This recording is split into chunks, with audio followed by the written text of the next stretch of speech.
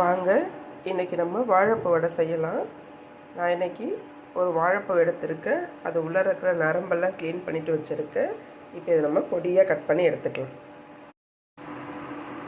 வாழைப்பூ இப்போ நம்ம க்ளீன் பண்ண போகிறோம். அதுக்காக நல்லா பொடியாக அரிஞ்சு வச்சுருக்கேன். இதே மாதிரி நீங்கள் அரிஞ்சு வச்சுக்கோங்க. கல் உப்பு,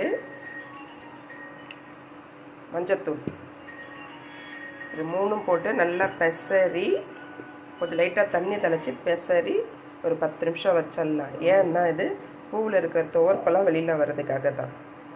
துவர்ப்பு ப்ளஸ் அந்த பால் வரும்ல, அந்த பாலும் வெளியில் வந்துடும் இதில். அதனால் நம்ம நல்லா பிசைஞ்சு வச்சுருவோம் ஒரு 10 நிமிஷம். வாழைப்பூ தாளிக்கிறதுக்கு எண்ணெய் காய வச்சு கடுகு போட்டுக்கலாம்.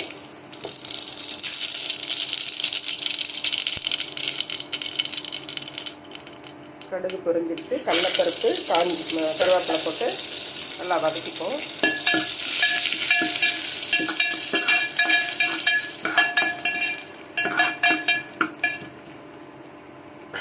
கடலைப்பருப்பு லைட்டாக பொரிஞ்சதும் ஆனியன் போட்டுடலாம்.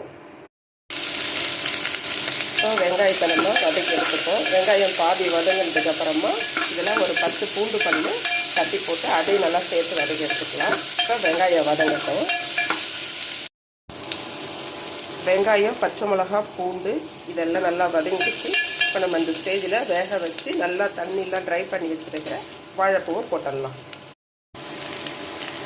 வாழைப்பூ போட்டுட்டு நம்ம இதுக்குள்ள நமக்கு தேவையான அளவு பெருங்காயம் போட்டுடலாம். பெருங்காயம் போட்டு ஒரு கிண்டி அதுக்கப்புறமா நம்ம திருவி வச்சுருக்கிற தேங்காவை போட்டு ஒரு கிண்டி இறக்கிடலாம். இந்த ஸ்டேஜில் திருவி வச்சுருக்கிற தேங்காவை போட்டு ஒரு கிண்டி இறக்கிடுங்க. அவ்வளோதான், வாழைப்பூ பொரியல் ரெடி ஆகிடுச்சு நமக்கு.